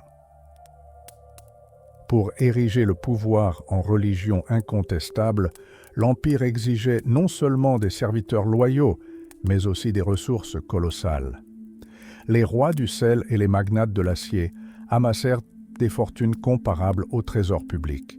Ils devinrent la nouvelle élite, occupant les plus hautes fonctions, tandis que la machine militaire engloutissait les ressources à un rythme alarmant. Imaginez, lors d'un simple raid de cavalerie, l'Empire pouvait perdre irrémédiablement jusqu'à 100 000 chevaux.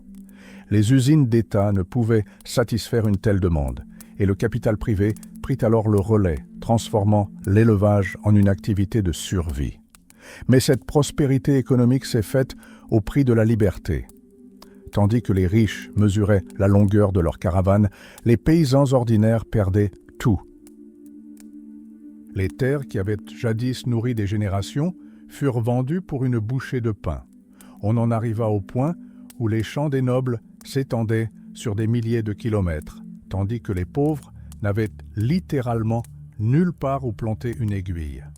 Pendant la grande famine, le désespoir atteignit son paroxysme.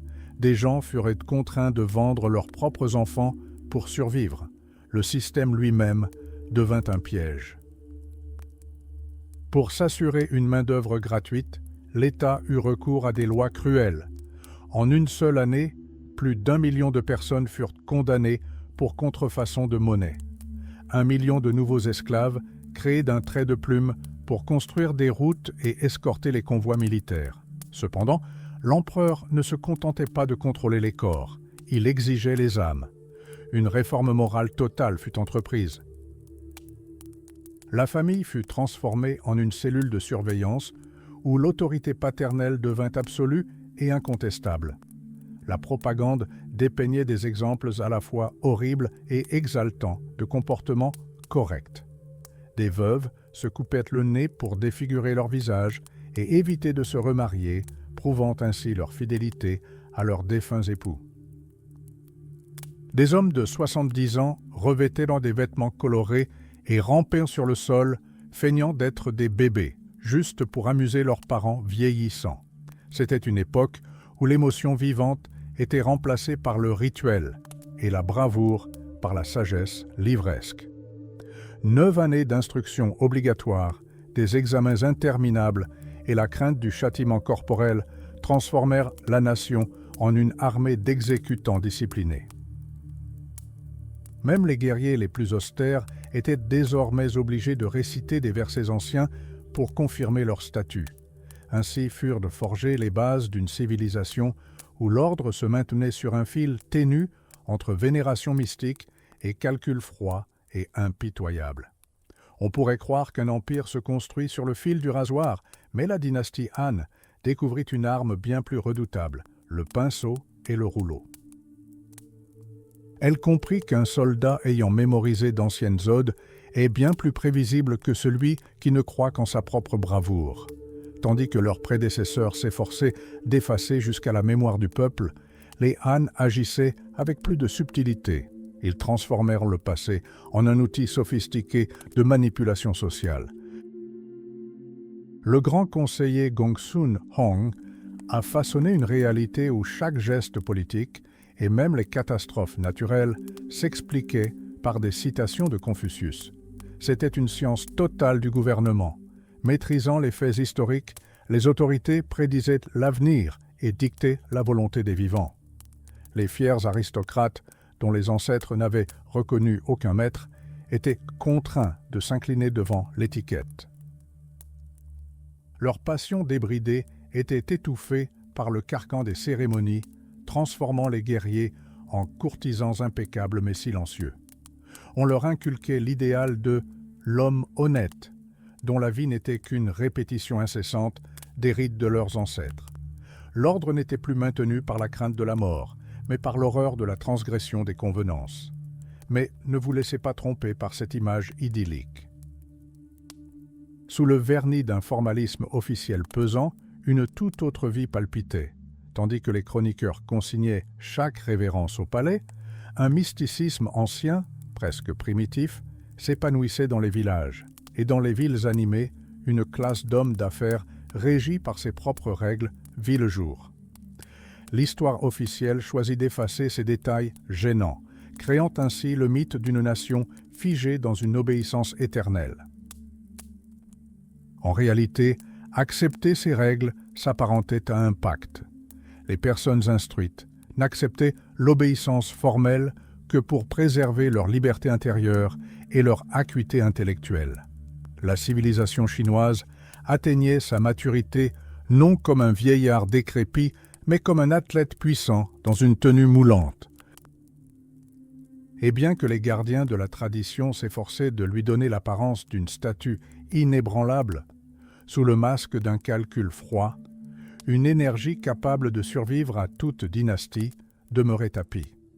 C'était le triomphe de la culture sur la force brute, où l'idéal même des bonnes manières devenait la forme suprême du pouvoir.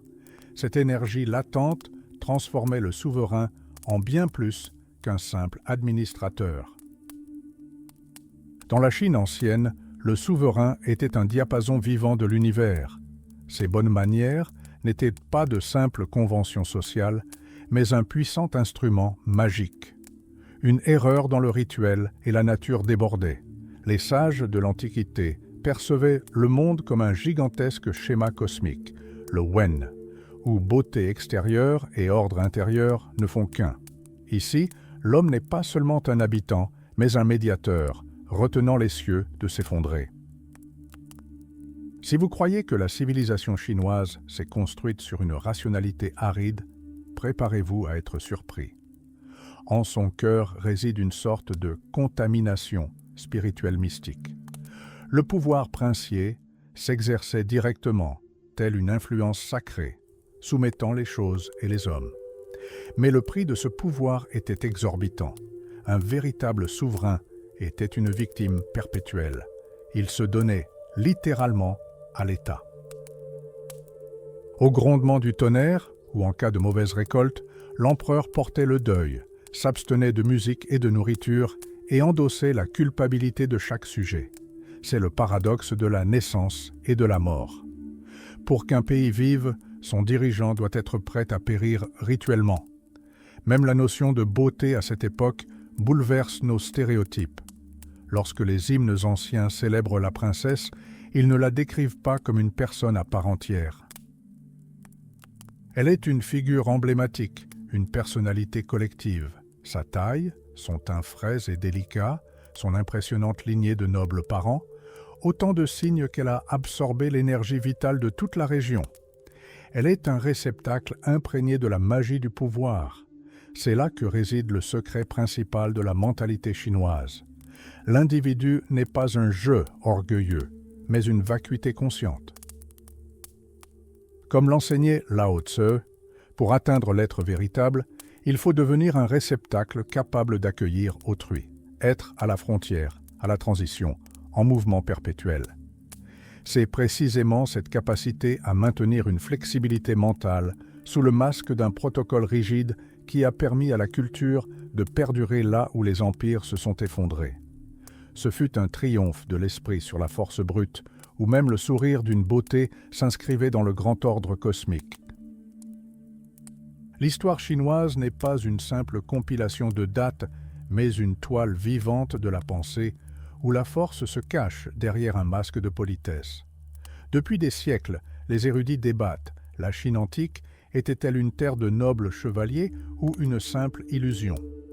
Durant la période des printemps et automnes, la guerre s'apparentait à un duel de valeurs morales, où l'étiquette était primordiale pour la victoire.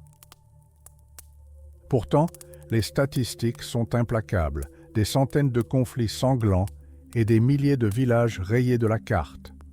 Ce paradoxe est la clé de la compréhension de l'Orient.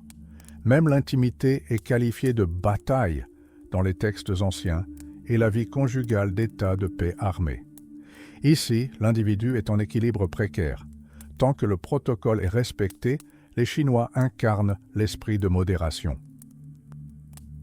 Mais franchissez cette ligne invisible, et l'harmonie cède instantanément la place à une fureur débridée.